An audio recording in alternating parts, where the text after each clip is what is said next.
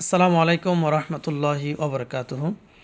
যে সমস্ত ব্যক্তিরা বিভিন্ন রোগ নিয়ে কষ্ট পাচ্ছেন, যেমন বাথরুম বেশি বেশি হয়, একটু একটু বাথরুম হয় এবং ব্লাড যায়, রক্ত আমাশয়, রক্ত বিকার, যে কোনো আমাশয়, তারপর ফসরাফের ইনফেকশন, ফসরাফ হয় না হয়, একটু একটু হয়, যাদের বারবার বাথরুমে যাওয়ার আগে অসহ্য হয়ে যায়, কষ্ট পাচ্ছেন, সেই সমস্ত ব্যক্তিদের জন্য আপনারা এই আমলগুলো করতে পারেন। ডক্টরি চিকিৎসা এবং কোরআনের চিকিৎসা দুটোটাই যে ব্যক্তি করে সে ব্যক্তি সেবা লাভ করতে পারে খুব তাড়াতাড়ি। তো আগে আমরা কোরআনের চিকিৎসা নিব, আগে আমরা আমলের চিকিৎসা করব নিজে নিজে। আমরা যদি এই আমলটা জারি রাখতে পারি সবসময়ের জন্য, ইনশাআল্লাহ আজিজ, ডক্টরি চিকিৎসা নেওয়ার আগে আমলের মাধ্যম দিয়ে ইনশাআল্লাহ ভালো হয়ে যেতে পারবো, যদি আমাদের একিনটাও এরকম মজবুত হয়।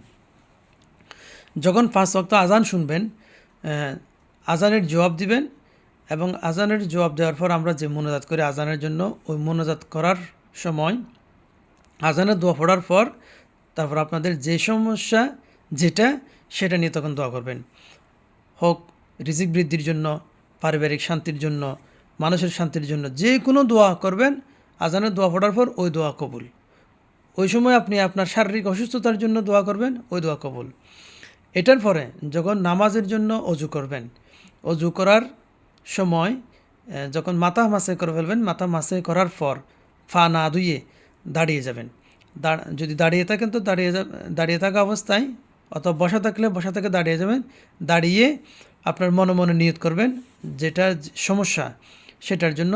তখন ডান হাত থেকে যে ফানিগুলো পড়ে, ওই ফানিগুলো ফোটা ফোটা ফানিগুলো আপনি ওই নিয়তে খেয়ে ফেলবেন।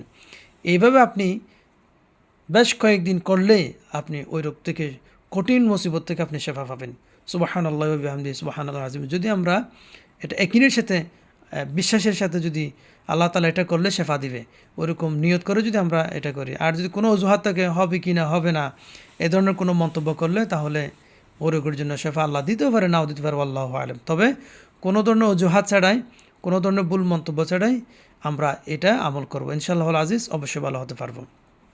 এরপর যদি পারা যায়, যারা পড়তে পারেন অথবা যারা করতে পারেন করবেন, 21 পারায় সূরা সাজদা, বিসমিল্লাহির রহমানির রহিম, হামিম তানজিলুল কিতাবি লা রাইবা ফীহি মির রাব্বিল আলামিন, এরকম শুরুতে আয়াত আছে।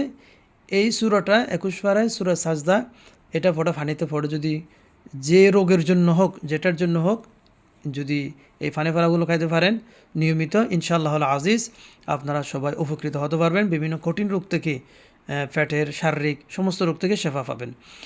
তো যে কথাগুলো বলছি, আল্লাহ তাআলা সবাইকে বুঝে শুনে চলার তৌফিক দান করুক, আমল করার তৌফিক দান করুক। যে ব্যক্তি শুনলো, বুঝলো, মানার জন্য চেষ্টা করলো, সে ব্যক্তি কামিয়াব হতে পারলো। সে এবং দুনিয়া ও আখিরাতের জন্য সব দিক দিয়ে সে কামিয়াব হতে পারলো। আল্লাহ তাআলা আমাদেরকে সবাইকে কামিয়াবি দান করুক, আমিন। আসসালামু আলাইকুম ওয়া রাহমাতুল্লাহি ওয়া বারাকাতুহু।